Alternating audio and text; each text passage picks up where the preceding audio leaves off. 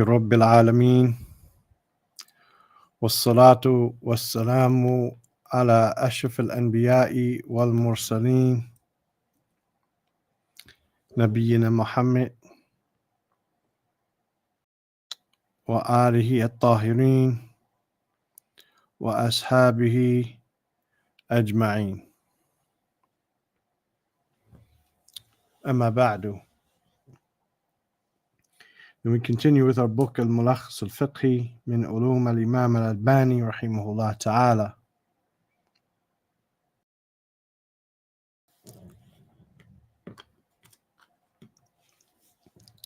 We're in the book of Salah,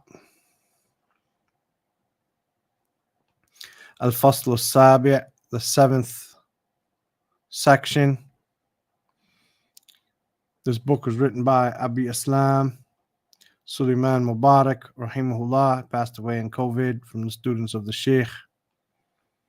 He says, Tubahu Salatul Nafilati,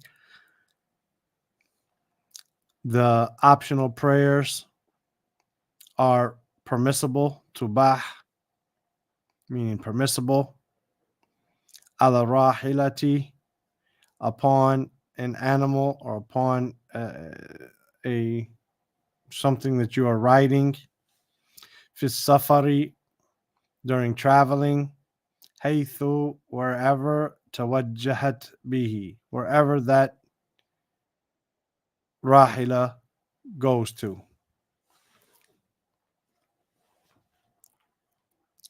Wherever that rahila goes to. So it's permissible to pray optional prayers on an animal, a riding animal, a horse, a camel, a cow, whatever you ride while traveling, wherever the animal heads. Meaning, if you're heading in a direction, it doesn't have to be towards the qibla, right? فَيَسْتَقْبِلُ الْقِبْلَةَ, so he faces the qibla. وَيُكَبِّرُ, and he makes the takbir. ثُمَّ يُصَلِّي حَيْثُ تَوَجَّهَتْ, and then he prays in whatever direction that the animal goes. وَلَا يُشْتَرَطُ إِسْتِقْبَالُهَا in the takbir, and it is not a condition that you face the qibla when making the takbir fi safari, during traveling, ala rahila, upon this animal. So basically, what should be done is the person should face the qibla and make the takbir, and then whatever direction they face, alhamdulillah, whatever direction they face after that, no problem. However, it's not a condition that you face the qibla when making this takbir. Mm-hmm.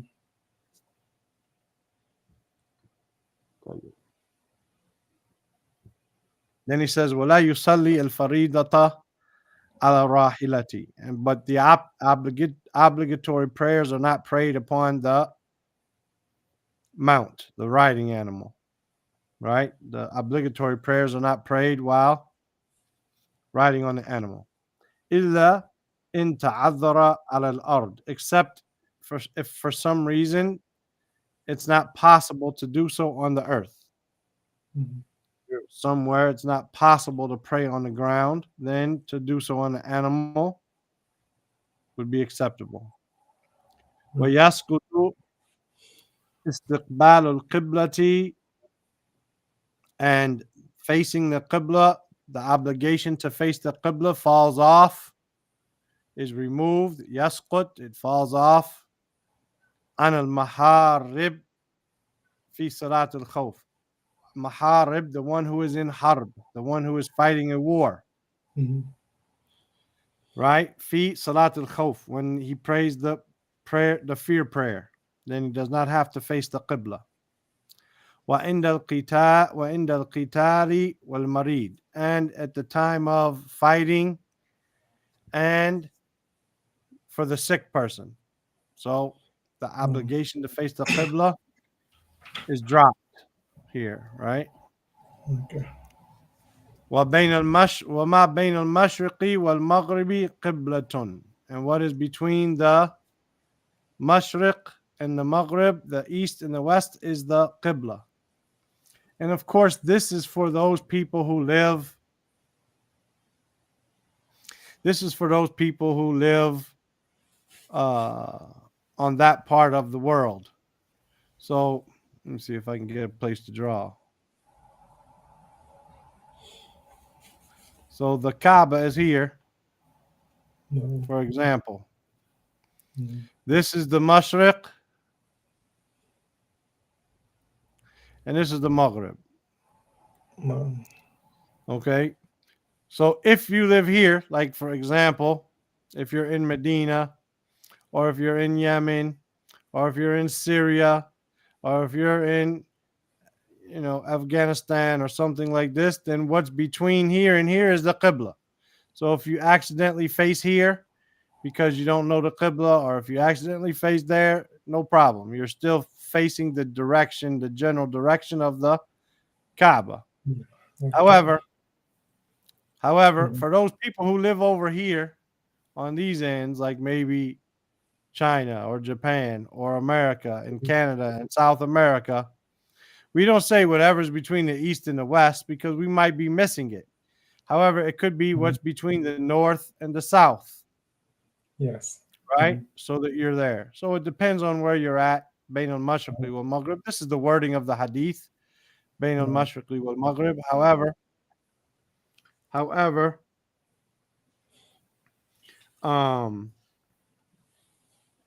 it's not always Mashriq and Maghrib. It could be Shamal wa Junub. Abu Muhammad is joining us, inshallah. Tayyib, 1 second. Where were we? I scrolled down. Little up. No. Yeah. وبين He says, وَيَجِبُ إِسْتِقْبَالُ عَيْنِ الْكَعْبَةِ, and it's obligatory to face the Ayn al-Kaaba, meaning the Kaaba itself. لِمَنْ كَانَ مُشَاهِدًا لَهَا. So whoever sees the Kaaba, whoever can see the Kaaba, must face the Kaaba itself. وَأَمَّا مَنْ كَانَ غَيْرَ مُشَاهِدٍ لَهَا.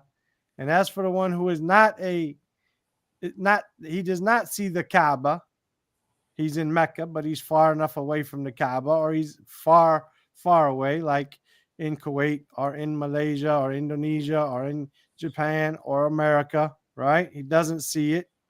فَيَسْتَقْبِلُ جِهَتَهَا. Then he faces its general direction. Because if a person is off just 0.00001 degrees, he could be off the Kaaba by miles if he's in America. So the Kaaba is here. We'll make it smaller. The Kaaba is here. The person, this is the Kaaba direction right here. This is it. But if a person just off just a hair, he misses it.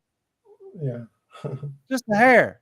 So it's not an obligation. It's not an obligation to face the Qibla directly. I mean the Kaaba directly for those who do not see the Kaaba.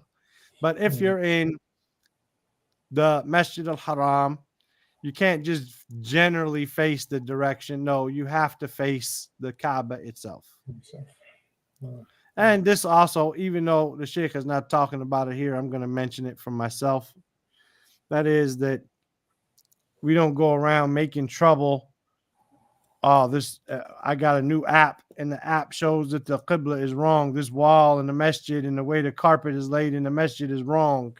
And the Qibla is really just a little bit to the right or to the left. Man, leave that alone.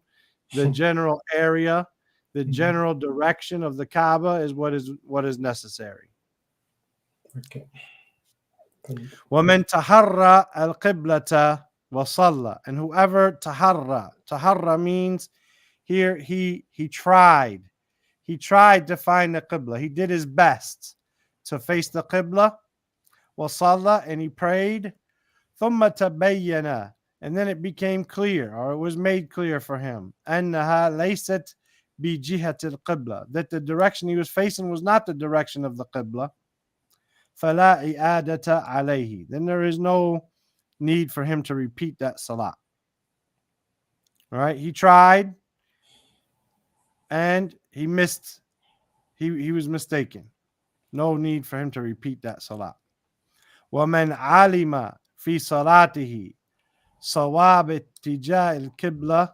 And whoever knows while he's in his salat the correct way of facing the qibla, فَيَتَحَوَّلُ لَهَا. Then he should change towards it وَهُوَ فِي صَلَاتِهِ, while he is in his prayer. So sometimes, for example, in our masjid in America, this is the masjid, the qibla is here on an angle. And we built a wall so people could be easier to try to find the qibla. Yet sometimes you still find people who are unconcerned with these matters. They'll come in and they'll just face this way or face this way. They'll completely face not anywhere near it. So what we do is we redirect them and face them towards the qibla. There's no problem with changing your position while you're in salat if someone informs you of what is the correct position. Abba Muhammad, assalamu alaikum. وعليكم السلام ورحمة الله وبركاته. كيف حالك أخي الكريم؟ الحمد لله بخير بارك الله فيكم. الله يبارك فيكم. طيب أنت جاهز أن تقرأ لنا؟ نعم. أستاذ. نعم تفضل. Ustaz, before you move this next question, I have one question. In the first question, is it okay? About praying the Faraid in the plane. Okay, that's coming up, inshallah. Okay. I jumped the gun. That's coming up, inshallah ta'ala. Okay. Unless you're traveling today, but we might get to it today. If not, and you're traveling today, then we'll still address it at the end. But if you're not traveling, then we'll just wait till not today. Yeah. Thank you. Jazakallah. You're welcome. تفضل يا أبا محمد. الكلام في الصلاة يبطلها إلا ما يتعلق بإصلاح الصلاة ويباه عند الحاجة. So speech during the salah nullifies it, except what that is connected with correcting the prayer, and it's permissible if there is a need. No. وكلام الناس لا يبطل الصلاة, and the speech of people will not. لا الناسي with a nasi, the forgetful one, yeah. The speech of the forgetful one will not nullify the prayer. No. وتباه الإشارة المفهمة في الصلاة عند الحاجة, and it's permissible to indicate a sign or indicate something that is understood in the salah for a need. No. ويسن السلام على المصلي, and it's sunnah for the one who's praying to give salam. No, to give salams to him. Oh, give salams to him. Okay. To give salam to the person praying. If you walk into the masjid and someone's praying, you can still, if that's the only person in there, you can still give him salams. No. Okay. Well, you walk into his house. If you have a friend and it's permissible, and you and him have the relationship where you just walk into each other's houses or to each other's room, if you're roommates or something, and he's in there praying, you went into his room to get your charger cord that he borrowed or something, and he's in there praying. Assalamu alaikum, no problem. Okay. ويشير بيده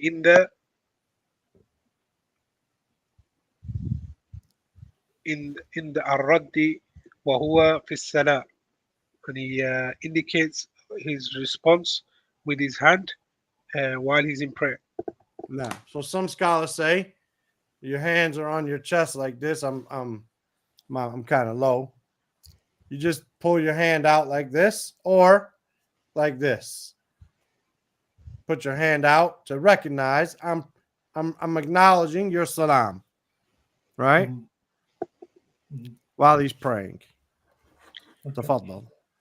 والبكاء لا يبطل الصلاة. And crying does not nullify this prayer. ونحنحة ونفخ لا يبطل الصلاة. I don't know what نحنحة is. Okay, clearing the throat. Okay, yeah. Yeah. And nafkh is like blowing. Yeah, breathing like a heavy breathing or something. Heavy Yeah. breathing. Okay, yeah. Does not nullify the prayer. ويباه الاستماع لمن خارج الصلاة. And it's permissible to hear or listen to someone who's outside of the salah. The one who is outside of the salat to listen to the people praying. Okay, okay. As the next phrase is going to become clear. يباه الاستماع. Okay. لمن خارج الصلاة. ويفتح على الإمام في القراءة. نعم. ويفتح على الإمام في القراءة. And you understand يفتح? He is opened for the imam. Here they talk about if you correct the imam, this is called iftah, like you open up the. So يفتح على الإمام في القراءة. So of course we're talking about this isn't a fard prayer because you should be praying a fard with the people. However, say for example they're praying tarawih and you're not in there. You're not praying tarawih, but you're sitting in the masjid. You're making itikaf. And you're not going to pray tarawih. You're going to pray qiyam al-layl later on or something, right? Permissible. Then it's permissible for you to listen to the imam and to correct him if he makes a mistake, even though you're not in the salat. Okay. So you can correct your child if you see your child praying, or if you're praying in the middle of the night and your wife is laying in bed, or if your wife's praying in the middle of the night and you're laying in bed and you hear one of you guys hears the other one make a mistake, no problem to correct that mistake. Enter kharij salat. Oh, thank you. I have that question. If it is allowed for women to correct a man, like Ali said, if you're praying and your wife is sleeping, say correctly, is it allowed? Yes, because the woman claps her hands in the masjid. Yes. Because this is for everyone else to not hear her voice. As for you, you hear her voice all the time. Okay. Now I get it. Yeah. Jazakallah khairan. Because I have doubt about that. If the woman can raise her voice, even if he sees your wife, to correct you. Now it's clear. Allahumma barik. Thank you. And this is just a slight point that I don't know if Sheikh Al-Albani has ever addressed this. But Sheikh Uthaymeen talks about crying not nullifying the prayer. And this is if the crying is related to the prayer itself. No. But if you, for example, you find out that your son died and you enter into the prayer and you cry, and you're crying because your son passed away, not because of the ayat that you're reciting, then Sheikh Uthaymeen says this breaks the prayer. Now, I don't know about Sheikh Al-Albani. Like I said, he didn't mention anything here. It's clear. I didn't go to the footnote or anything to see what he said because his speech was clear. But I just wanted to bring that up to Sheikh Uthaymeen, rahimahullah. He says if a person cries for a reason he cries because he's hearing about the hellfire. He cries because, his parents died and they were non-Muslims and that's sad, and he's hearing about the punishment of the hellfire for the kuffar. This is one thing. But to cry because of an issue, he's sitting here reciting about Jannah and you're crying because or he's sitting here reciting about the rulings of inheritance, in the beginning of Surah An-Nisa, and you're crying because your son passed away, then Sheikh Uthaymeen says this nullifies your salah. That's just a small point I wanted to bring up. Thank you, Allah. And if you said you send salam on the Prophet sallallahu alaihi wasallam, is it allowed? And during Fard prayer, like is like the Imam praying, it says, "Inna Allah wa malaikatu yusalluna ala nabi, ya ayyuhallazina amanu sallu alayhi wa sallimu taslima." And you say, "Allahumma salli ala Muhammad." Does that break prayer, or you just Well, recite by yourself? well, in the Fard prayer, there's a difference of opinion between the fuqaha, and I don't know. I haven't studied it to know which one is more correct or anything. But some of the scholars say in the Fard prayer, then you don't say these extra phrases. That these extra phrases, whenever the Prophet ﷺ came across an ayat of mercy, he would ask for mercy. Whenever he would come across an ayat talking about paradise, he would ask for paradise. We'd come across an ayat about the punishment, he'd seek refuge from the punishment. They say this is done in the night prayer, not in the obligatory prayers. And the salat in general is for praising Allah Azza wa Jal. And of course, we answer Allah. So if He tells us to do certain things, then we answer Him. But I don't know any of the Salaf who ever said, when you read this ayat, then to send salat upon Him. So I wouldn't do it unless I had someone from the Salaf. Okay. طيب الله يبارك. فيكم الله. أبا محمد تفضلوا. يسن الطفل في الصلاة لإبعاد وسوسة الشيطان. So it's a sunnah to spit in the prayer to keep the shaitan, the whisperings of shaitan away or repel them. Yes. What's the meaning of taflu? To spit. Spit like this, not with a big hunk of saliva or mucus or anything, but just like this. Okay, thank you. ويحرم فرقة الأصابع أثناء الصلاة. And is forbidden to do farqa, so some of the two with the fingers during the salah. Is that like to put them together? Cracking the knuckles. Or cracking them together.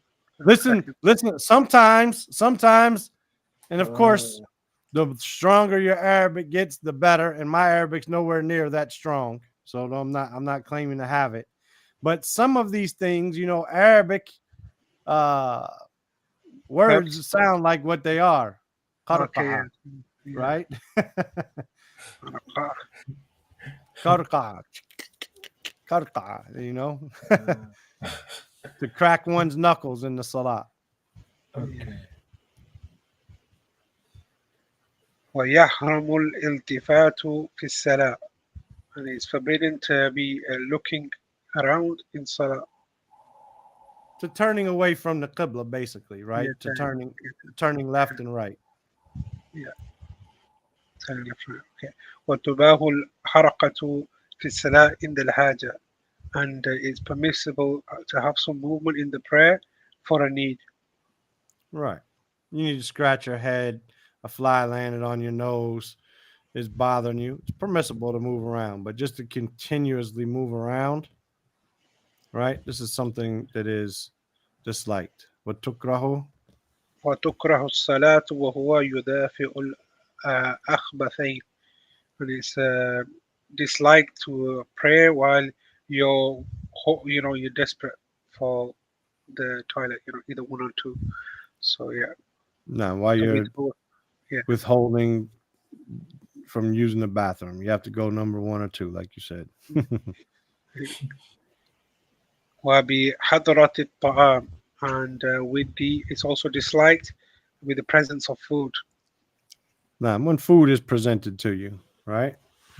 So if you're hungry and food is presented to you, then begin with the food. He said تكره مكروه. الفصل العاشر. Go ahead, تفضل. Ustaz, do you have does the Sheikh have an opinion about moving during the salah? Like you are praying in the room, somebody knocked out the door and you just move sideways to open the door and come back to your salah. That's not. Does the sheikh Well, have an opinion with that? well, there's a hadith on it, so I'm sure the sheikh, being a person who stuck to the hadith, I'm sure he had the Okay. position that the Prophet sallallahu alaihi wasallam did this, no problem, inshallah. No problem. Thank you. Allah. No. Okay. Al-qiyamu fi salati. القيام في الصلاة ركن. So standing in the prayer is a pillar. ويجوز تركه في النافلة مع القدرة عليه.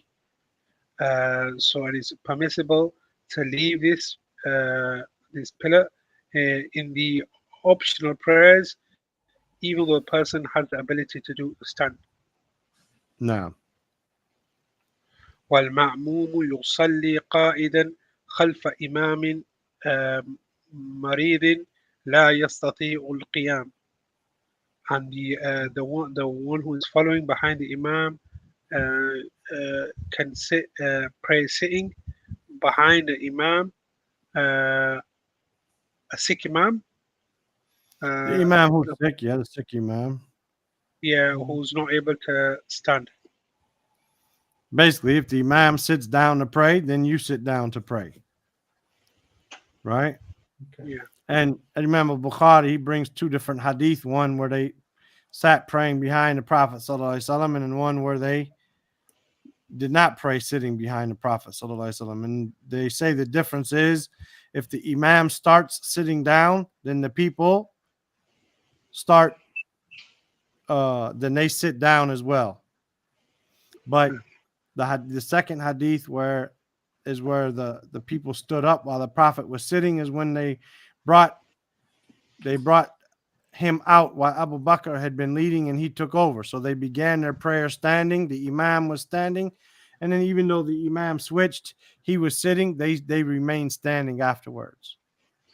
So but in general, if the imam is standing, then the people stand. If the imam is sitting, then the people sit. Now, if the imam is praying his salat sitting down because he is unable to stand, then the people don't stand up behind him praying. Rather, they sit down like he does. Okay. Ustaz, there's a case where people, they pray standing, but because they have some problem with their legs, they cannot go to sujood. So when they go to sujood, they sit down on a chair. Yeah. If the imam pray like that, the mamum, people who's praying behind, what should they do? I always Allahu ask alam. Huh? Allahu Okay. alam. Because I only have that question at the beginning. Yeah. I know some people that I've asked about some of these issues in the past have said stuff like, if the imam's not able to pray on a regular basis standing up, Yeah. then he shouldn't be leading the people in the salat. Okay. However, No. I don't know how that fits when the Prophet sallallahu alaihi wasallam said the one that leads salat is the one who is the most memorized of them, right? No. So how does that if he's the most memorized, then how does he not lead the salat? Allahu alam. But I know that some have said if that's his condition all the time, then they should put someone that has the ability to lead the prayer the way it's supposed to be led in front of the people, because he's teaching the people as well. Okay. طيب ومن صلى ومن صلى جالسا يركع ويسجد إيماء برأسه. So whoever prays sitting down, he goes into ruku and into prostration. إيماء برأسه. I don't know what إيماء means. Does that mean to lower the head or? Like bending or lowering his head. Okay. Pointing, directing. I can't think of a good word, but all those mean yarka'u wa yasjudu ima'an bi ra'sihi, meaning like lowering, bowing down with his head a little bit. ويجعل سجوده أخفض من ركوعه, and he makes his prostration lower than his ruku. No. ولا يرفع شيئا يسجد عليه, and he does not raise anything that he is prostrating upon. Right. Meaning, no, that he to prostrate on it. So Yes. he can't go down into sajda, right? Because he's praying sitting down or he's laying down.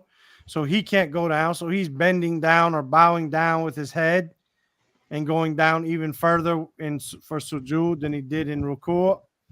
But he does not bring up something to his head to prostrate on it. You know?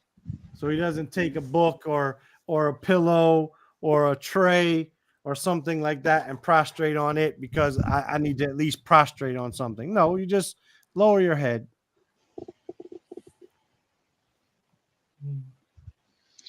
Clear?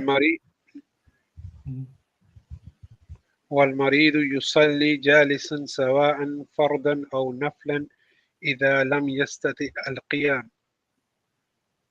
So the sick person, he prays sitting down, regardless whether it's obligatory prayer or supererogatory prayer, if he's not able to stand.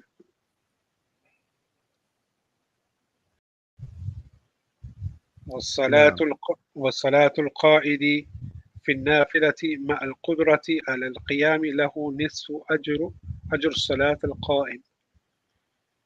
And the prayer of the one who sits for the supererogatory prayer while he's able to stand, then he has half the reward of the one who prays standing.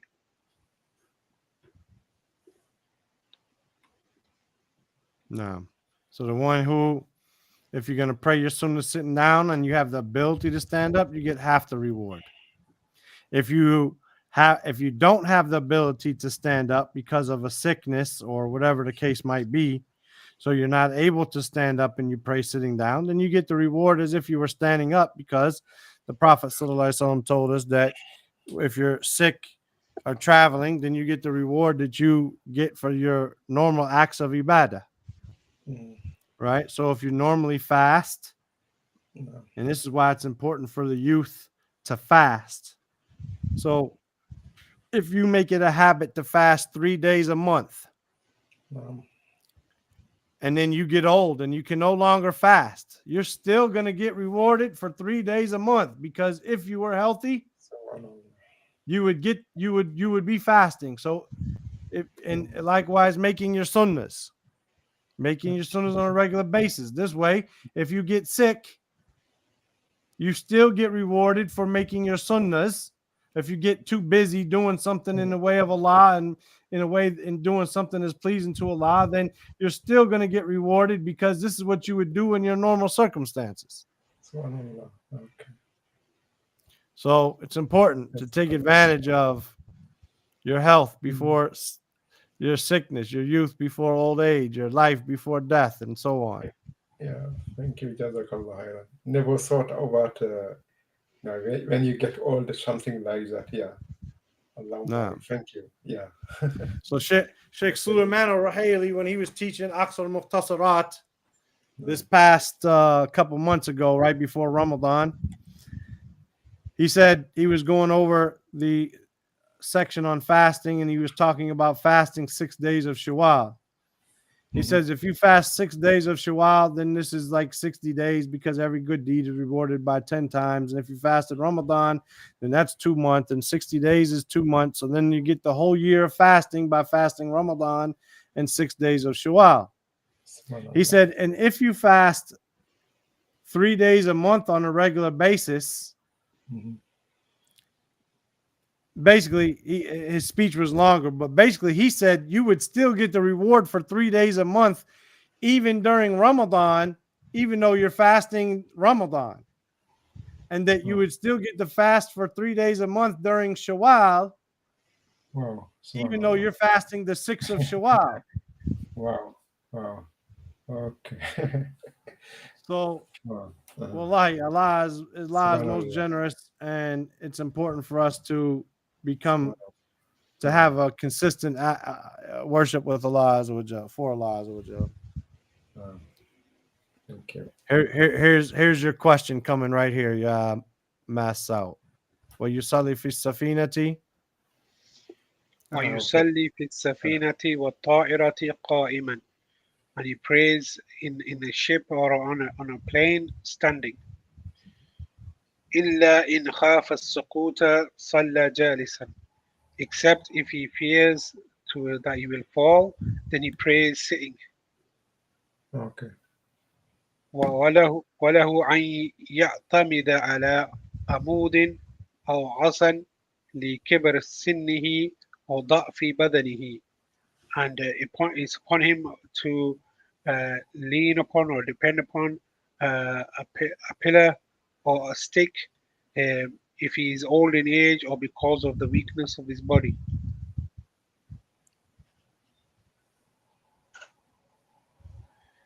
وله أن يقرأ جالسا في الصلاة الليل.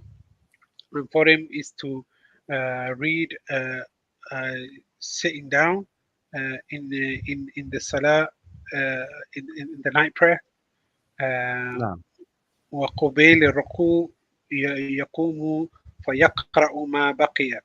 And shortly before the ruku, he stands up and he reads what remains. Subhanallah. Wow. ثم يركع ويسجد. Then he goes into ruku and then prostrates. Okay. Okay. وله أن يتربأ إن صلى جالسا.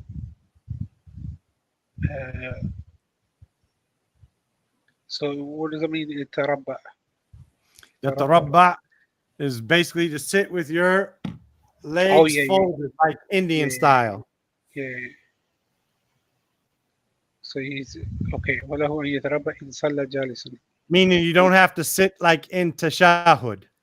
Okay.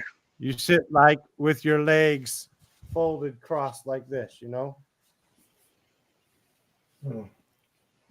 With your legs like he's sitting here. So his legs are, I don't know how to draw it. One leg is like this, the other leg is like this. Yeah. Right? Like that's mutarabba. You know, like I don't know if you guys know Indian style. In America, we say Indian style. Yeah. Remember, yeah, in the masjid, yeah, we would go. Oh, madrasa. He doesn't have to do this. He doesn't have to sit the way he sits in tashahud with his foot propped up and stuff like this, right?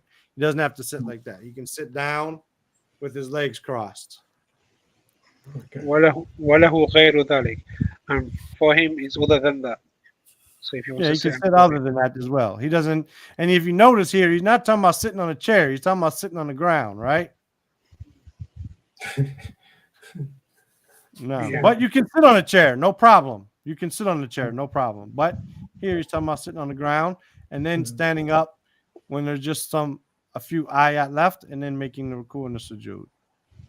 والصلاة النافلة والصلاة النافلة على الدابة كصلاتها في السيارة وهي تصير. So the salah, the supererogatory prayers upon a riding beast are like the same as praying in a car while it is moving. No. So it was salatu nafilati ala daba, and praying optional prayers on an animal kasalatiha fi sayara wa hiya tasir. It's just like the prayer in a car while it's moving. So you can pray optional prayers in the car while it's moving, even if you have to turn left, turn right, you know, and make a U-turn. It's no problem. You shouldn't be doing this while driving, you know, preferably. Maybe as a passenger, yeah. Yeah.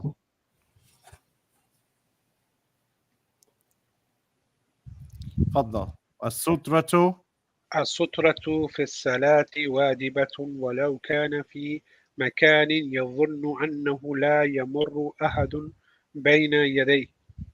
So sutra, putting something in front of the person praying in Salah is obligatory, and even if it's in a place that person thinks that no one will pass in front of him. No. ولا فرق في ذلك بين المسجد وغيره. So there's no difference in this, whether that's in the masjid or other than the masjid. No. ويجب أن يدنو يدنو Should be yadnu. من Should be yeah, yadnu. منها, and it's obligatory for him to get close to it. وسترة الإمام سترة لمن خلفه, and the sutra for the imam is the sutra for all those who are praying behind him. ولا فرق في حكمها في المسجد الحرام وفي غيره. And there's no difference in its ruling in Masjid al-Haram in Mecca to other than it. Some people say, well, in Masjid al-Haram, you can't have a sutra. There's no way you can stop a person from walking in front of you, so on and so forth. Sheikh saying, no, there is no, this is not the case. It's no matter where you're at, there's a sutra. ولا حرج من توجه لسترة أثناء الصلاة. And there's no like harm No or harm. No, yeah, no harm. in being directing towards or facing towards the sutra during salah. Wallahi, reading this just due to my ignorance, right? Yeah. It took me a long time to figure this out, especially because like if we look at the footnotes, for instance, Silsila Sahiha, then this is a book. You can get the PDF. Also, Sifat Salat, it's a book. You can get the PDF. If you don't have a book, you can get the PDF, right? Huda wa Noor is audios. Yeah. But the good thing about Silsila Huda wa Noor, it's transcribed. And they divide it up into sections where you don't even got to listen to the whole audio. You don't got to listen to anything. You can just look and see what were the questions that were asked. And then you click on that. And then it's written right there. You can listen to it or read it. But here, this section here was in Rihlat an-Nur. This is a tape series. And this is 23 bat. What is 23 bat? 23 side B. So it's a side of a tape, side A and side B. And there's no transcription. There's no transcription of this. And the tape is an hour and 40 minutes long. Side A and B. So, okay, I can skip half of it because I know I got to go to side B. You know what I mean? At the same time, though, I still got to listen to like 45 minutes or 50 minutes worth of audio to figure out where is he at? What is he talking about? But I read it and I read it and I read it. And then I read it with the sentence before it. Right? ولا فرق بين حكمها في المسجد الحرام وفي غيره. There's no difference in taking a sutra in Masjid al-Haram or other than Masjid al-Haram. ولا حرج من التوجه للسترة أثناء الصلاة. Meaning to move up towards the sutra. So if I take Mas'al, we're all on Umrah, and I take Mas'al as a sutra, but then he gets up and moves. There's no problem with me going up towards Abu Muhammad if he's sitting there still and making him my back. Tawajjuh here means to move towards, to take a step or two towards the sutra, right, while you're praying. So some people, for example, they pray in the masjid. The imam is here, the mihrab is there, or his sutra is there. When the imam finishes, say this person is masbuk. Masbuk means one who came late to salah, right? People preceded him, so he missed the rak'ah. So here, the wall is here in front of him. So some people, they let this space go. And some people, you might find them that they move towards, they take a step or two forward until they're praying here towards the sutra. There's no problem in this. Okay.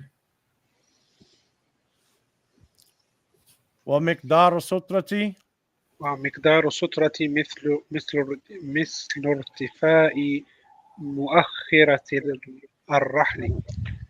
So the size or the area of the sutra is the like of the height of is that the saddle? Yes, the height for of the travel. back of the saddle, the muakhira, the a saddle looks like this, I get, or the issue is they're talking about probably a camel, right? Yeah, If you've been to the marketplace, I'm sure you live in a Muslim country or like this, so they got a thing that's shaped kind of like a V, and it's got like two, but if it's from the side, then it just looks like this, and it's got two wooden things here, right? It's got two wooden things, and then you ride in between here. So this is muakhira. These things are the muakhira to rahal. The wooden thing that's there is the muakhira to rahal. Kind of like a handle you might hold on to, right? Or something to rest your back up against. So that height, which they say is about a dhira from the elbow to the middle finger. Okay, طيب. Middle finger. ولا يجزئ ولا يجزئ الخط سترة. And is يجزئ mean like it's not sufficient or it's not acceptable, is not sufficient. To have It's a not, line. it doesn't count. It doesn't count. Yeah. So it's not. It doesn't count that to have a line as a sutra. No. To have a line, to draw a line on the ground. Now, Sheikh bin Baz, rahimahullah, says if this is all you got, you're in the desert, and all you can do is put a line or a pin or a kufi or something, then that's what you got. But, rarely would a person only have that. That means he's been out in the desert. He's exhausted everything he owns. He doesn't have anything with him at all. He's about to die. You know what I mean? We have water bottles. We have food. We have a book bag. We got a car jack. We got all types of things we can use while we're out and about as a sutra, to just draw a line or to use in the parking lot, to use the white lines in the parking spaces or something. No, this is not a sutra. It's something that you put there. Even the hadith is used. It says yukhatti'u khattan, yukhattitu khattan, that he draws the line. You didn't draw those lines. You didn't draw those lines, right? Ustaz, sometime in the masajid, people say that the line of the saf, are the sutras. Like if somebody is praying, you don't want to pass in front of him. Some people just pass the saf. Well, first off, you should not pass in front of a praying person. Yeah. You should stay outside of that. But we're talking about someone passing in front of me. Me passing in front of somebody else is something else. I'm going to stay as far away from them as I possibly can when I'm passing. But for me to prevent my salat from being broken, I'm going to take a sutra, right? And the sutra is not going to be a line on the rug because, like I said, the hadith which talks about a khat, a line, says that the person praying, yukhattitu khattan. He's the one who puts the line there. He draws the line. You didn't draw the line on that rug. Okay. You didn't draw the line on that rug. Take a sutra. Well, I bought a cane. I bought one of those collapsible canes because where I used to pray in a masjid by my house, I'd always be put in a position where if I got there, if I didn't pray my sunnahs at home, I'd be in a place where there was no way for me to really have a sutra and still be in the front row. If I did, I'd be praying my sunnahs and then the iqamah would be called or something and somebody would come and take the front row and I'd be pushed to the side. If I wanted to be close to the imam, I had to pray in a place where there was almost no sutra because that little rihal that holds the mushaf, that's not the size of muakhir al-rahil. That's not the size of it. It's not tall enough. If I take a box of Kleenexes, tissues, it's not tall enough, right? not the height that it's supposed to be. So I got one of those collapsible canes because I don't need a cane to walk with, alhamd. And then I bought one of those things that have the feet on the bottom where it's kind of got like, it's kind of big. So the cane is only right here, but the bottom is big, so it would be able to stand on its own. And I used to put the cane in front of me. I used to collapse it down till it was like, 2 feet tall or something, and place it in front of me so that I could be there. There's no need to take the line. I know this is strange. Mhm. In the main part of the world, it's strange, and the people say no, no, no. You know what I mean? You could use a line. You don't have to have a sutrah. Shaitan. I've gotten in many arguments with brothers. Shaitan doesn't come in the masjid. Although there's hadith which say shaitan comes in the masjid. Many of them. The Prophet ﷺ reached out while he was in the salat in the masjid and grabbed shaitan and wanted to hold him. Yeah. And he thought about how the dua of Suleiman to not let anyone have the control over the jinn the way he did. So he let him go. Yes. The hadith of the Prophet ﷺ, he said, take a sutra and draw close to it because shaitan comes between you and it. He's talking about in the masjid, and the hadith where you call the adhan, shaitan runs away passing gas. And when the adhan's over, he comes back. Where's the adhan called at? Where's the iqamah called at? Yeah. The iqamah's called, shaitan runs away passing gas. The iqamah's over, he comes back. If shaitan comes to you while you're in prayer, then what do? This tafel that we talked about a little bit, and you say, A'udhu billahi, and this is all in salat in the masjid. Shaitan comes to you all day long. And brother tell you now, shaitan don't come in the masjid. Then we just all need to move into the masjid, man, and we'll have a perfect little world, right? Yeah. ويقطع الصلاة ويقطع الصلاة مرور المرأة الحائض والحمار والكلب الأسود. So the woman who passes in front of the praying person while she's upon her menses, and the donkey and the dog, the black dog, they all break the salah. No, meaning pass between them and their sutra, right? Not pass in front of them in general, but pass between them and their sutra. And if you don't take a sutra, the sheikh says, then it breaks your salat, even if they don't pass directly in front of you, right? If you don't take a sutra and they don't walk in front of that line that's on the rug, then it breaks the salat. Al-ha'id, what does it mean, al-ha'id? Menstruation? No. How do you know if a woman's menstruating or not, if it broke your salat or not? I had that question. Thank you very much. Now, what it means is a mature woman who reaches the age of menstruation. Okay. It doesn't mean a woman who is menstruating right now, but a woman who menstruates. Okay. So if a little girl walks in front of you, a little 2, 3-year-old, 4-year-old girl, that's different than al-maratul ha'id, right? And we'll conclude, inshallah, with this last little line, inshallah. It says, excuse me, just a quick question. How about the sutra? He mentioned the height, how long it should be, but he didn't mention the width. So the width for everything is anything is okay. It doesn't matter because the Prophet ﷺ used to use a spear, or he used to use an arrow, or he used to you could use your cane. It doesn't have to be a width; it just has to be a height. Okay, thank you.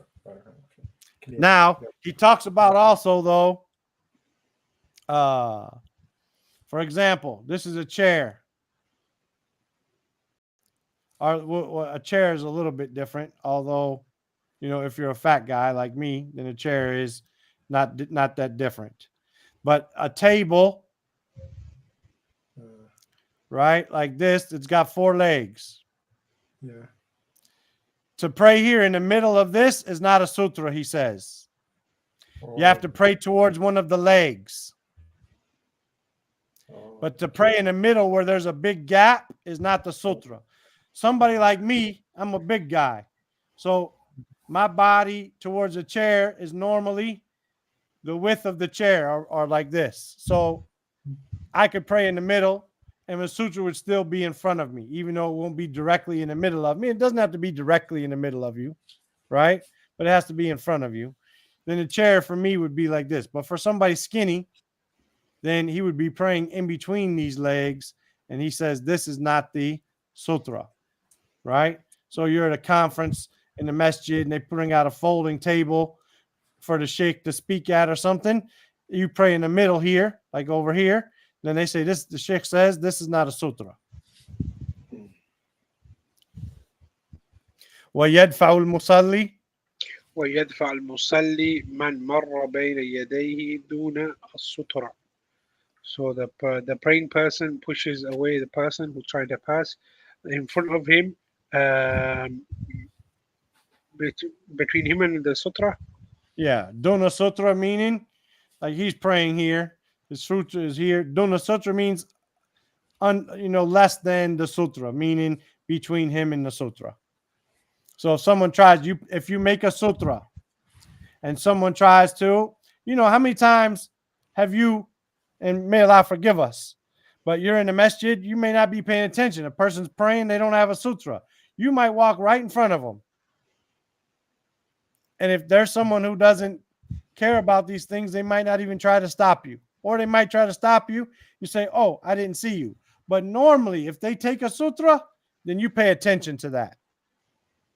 You pay attention to that. So if someone tries to come in between you and your sutra, then you push them. All right? You push them away. And if they continue, then fight them. For that person, the Prophet ﷺ said, is a shaitan. Inshallah, tomorrow we'll continue here going over talking about the places to pray and not pray and so on. طيب. I'm benefiting as much as you guys, man. I'm loving it, man. I'm loving it. Learning a lot of things. Allahumma barik. Alhamdulillah. جزاكم الله خيرا سبحانك اللهم وبحمدك أشهد أن لا إله إلا أنت أستغفرك وأتوب إليك. السلام عليكم ورحمة الله وبركاته. وعليكم السلام ورحمة الله وبركاته.